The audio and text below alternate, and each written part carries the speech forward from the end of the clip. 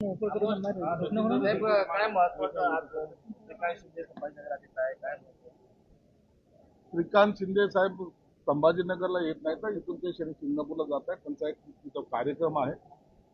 परंतु मी प्रेस यासाठी आयोजित केली की उबाठाचे जे पूर्वीचे 6 खासदार जे शिवसेनेत आले त्यासाठी उबाठांच्या नेत्यांनी विदर्भ असेल मराठवाडा असेल दौरा आयोजित केलेला. हा दौरा कशासाठी आहे? हा दौरा फक्त टोमणे मारण्यासाठी. एकच वाक्य एकच विचार, गद्दार आम्हाला सोडून गेले. हे किती विकले गेले, हे का गेले हे विचारलं नाही. जेव्हा गेले त्या टायमाला फोन करत होते, कुठं आहात तुम्ही, या ना वापस. आणि त्यांना अशा पद्धतीने हिणवण्याचं काम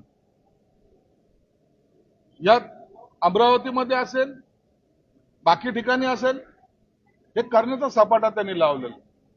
हे उशिरा सुचलेलं शहाणपण ते आता तिथं व्यक्त करण्यासाठी जात आहेत. आणि आज आश्चर्याची गोष्ट, पहिल्यांदा ते म्हणतायत जमलेल्या माझ्या तमाम हिंदू बांधवांनो आणि भगिनींनो, लोकसभेला कुठे गेलं होतं तुमचं हिंदुत्व? हिरवे झेंडे घेऊन जेव्हा नाचत होते तुम्ही, मुसा तुमच्या मिरवणुकीमध्ये नाचत होता, त्या टायमाला नाही आठवलं तुम्हाला? मुळामध्ये पक्ष फुटायला जर कोणी जबाबदार असेल तो गद्दार उद्धव ठाकरे आणि त्यांचे सहकारी आहेत. हे मी आज ठामपणे तुम्हाला सांगतोय. मी त्या गोष्टीचा साक्षीदार आहे. 2019ला जेव्हा निवडणुका झाल्या, आम्ही सर्वजण मातोश्रीवर होतो. आम्ही सर्वजण तिथं बोलत होतो, साहेब आपण युतीत मध्ये निवडून आलेलो आहोत, युतीमध्ये आपण सरकार बनवलं पाहिजे. देवेंद्र फडणवीसांचे ज्या विमानात काल गेले ना ते, त्यांना विचारा, त्या देवेंद्र फडणवीसांचे अनेक वेळा फोन येत होते, गिरीश महाजनचे येत होते, पहिला मुख्यमंत्री तुम्ही व्हा परंतु युतीत उडू नका. परंतु नाही, पदाची लालसा, मला मुख्यमंत्री पद पाहिजे. आणि मी शिवसैनिकाला मुख्यमंत्री म्हणणारे स्वतः कधी टुनकून उडी मारून त्या खुर्चीवर बसले हे महाराष्ट्राने पाहिलेलं आहे. ज्या काँग्रेस आणि राष्ट्रवादी बरोबर भांडण्यामध्ये शिवसेना प्रमुखांनी आपलं पूर्ण हयात घालवली, त्यांच्याशी केलेली यांनी युती. मग गद्दार कोण? गद्दार कोण? एकनाथ तुला जायचं तर एकनाथ शिंदे सांगायचे, साहेब त्यांचा निरोप आहे तर काय उत्तर देऊ? तर हे म्हणायचे, एकनाथ तुला बोलायचं तर तू बोल, मी बोलणार नाही. पक्षाचा प्रमुख बोलणार नाही, मग एकनाथ शिंदे बोलतील? अखेरपर्यंत जोडण्याचा प्रयत्न एकनाथ शिंदे साहेबांनी आणि यांनी अखेरपर्यंत तोडण्याचा प्रयत्न, कटकारस्थान ज्याला म्हणतात ते करायचा प्रयत्न केला. मुख्यमंत्री झाले, पोरगा पर्यटन मंत्री झाला, राजशिष्टार मंत्री झाला, काय दिवे लावले हे सगळं महाराष्ट्राने पाहिलेलं आहे. शेतकऱ्याचा मुलगा, सर्वसाधारण कुटुंबातला मुलगा, ज्याला रिक्षा चालक म्हणून हिणवलं जातं, तो मुख्यमंत्री झाला म्हणून पोटात दुखायला लागलं तुमच्या. एकनाथ शिंदे साहेबांनी 2.5 वर्षामध्ये काय कामं केलेत हे अख्खा महाराष्ट्र जाणतं. प्रत्येक ठिकाणी एकनाथ शिंदे साहेब हजर होते. शेतकऱ्यावर अडचणी आले त्या टायमाला एकनाथ शिंदे साहेबांनी वाटेल ते पॅकेज देऊन माझा शेतकरी रस्त्यावर नसला पाहिजे हा प्रयत्न केला. अख्ख्या महाराष्ट्राला माहिती की रस्त्यावर असलेला माणूस मुख्यमंत्री आपण पाहतोय. त्या वर्षा निवासस्थानात ज्या ठिकाणी आमच्यासारख्या आमदाराला प्रवेश नव्हता, ज्याला 2-2 तास गेटवर उभं राहावं लागत होतं, त्या वर्षामध्ये हजारो कार्यकर्ते रात्री 4 वाजेपर्यंत थांबलेले असायचे. तरी मुख्यमंत्री सर्वांना भेटल्याशिवाय झोपायला जात नव्हते. हे एकनाथ शिंदे साहेबांचं चांगलेपण आहे. त्या टायमाला 40 लोक गेले, बोलले असं गेले की 40 गेले. आता यांना गाडल्याशिवाय आम्ही राहणार नाही. महाराष्ट्राने त्यांना ऍक्सेप्ट केलं, 40 ते 57 झाले आणि हे 63 20 वर आले. म्हणून खऱ्या अर्थानं हे गद्दार आता जे काही भाषणं करत फिरलेत, जे त्यांच्या बाजूला त्यांचे पंटर आहेत, यांना उशिरा सुचलेलं शहाणपण आहे आणि याची दखल सगळा महाराष्ट्र घेतोय. म्हणून गद्दार बोलताना स्वतः गद्दार आहात याची जाणीव तुम्ही ठेवा. शिवसैनिकाला पायाशी तुडवणं हा तुमचा खाक्या आहे. नवीन पालवी फुटते, जुने सोडून द्या, काढा बाजूला सर्व जुने. ज्या नेत्यांनी शिवसेना वाढवण्यासाठी प्रयत्न केले त्यांच्यासाठी तुमचे जर असे वक्तव्य असतील तर मला वाटतं हा महाराष्ट्र तुम्हाला माफ करणार नाही. हे 6 खासदार गेले अनेक वर्ष होते ना, का पहिल्यांदा निवडून आले?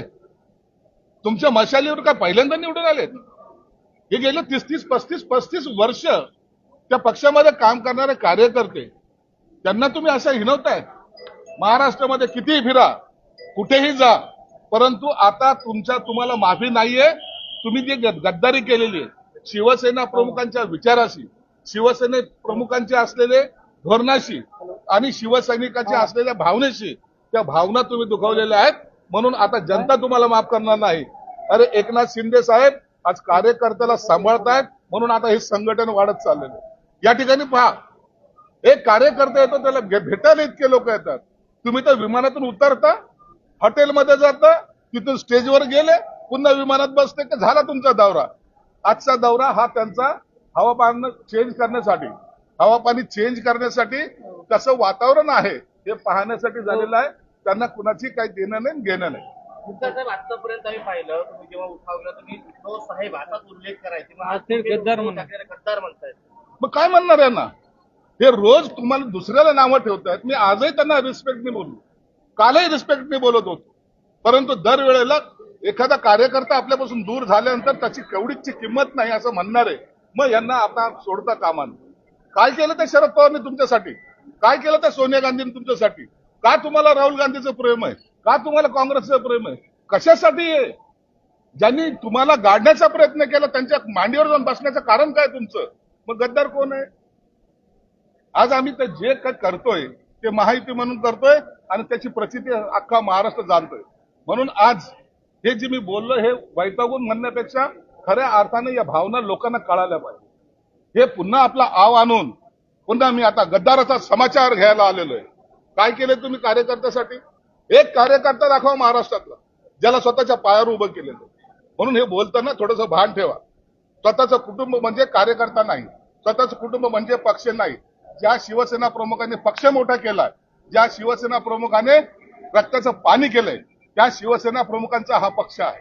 आणि त्याच्यासाठी वाटेल ते शिवसेना प्रमुख आमच्यासाठी आदर्श होते, आदर्श आहेत आणि आदर्श राहणार. आम्ही कधी भूमिका बदलणार नाही. आम्ही शरद पवारला नेता मानणार नाही, आम्ही सोनिया गांधीला नेता मानणार नाही, आम्ही राहुल गांधीला नेता मानणार नाही. आमचे नेते बाळासाहेब ठाकरे निश्चित आहेत आणि तेच त्यांच्या असलेले विचार घेऊन आम्ही पुढे चाललोय. सर फुटलेलं आहे, पुन्हा एकदा पेपर फुटून सरकारवर आजही ती बातमी आली, ईडीचा पेपर फुटल्याची. सरकार याची गंभीर दखल घेईल. आता ही परीक्षा मागे जसं पेपर फुटीच्या प्रकरणामध्ये अनेक विद्यार्थ्यांचं नुकसान झालं, याला जबाबदार जो कोणी असेल त्याच्यावर कारवाई निश्चित केली. सर एक बार हिंदी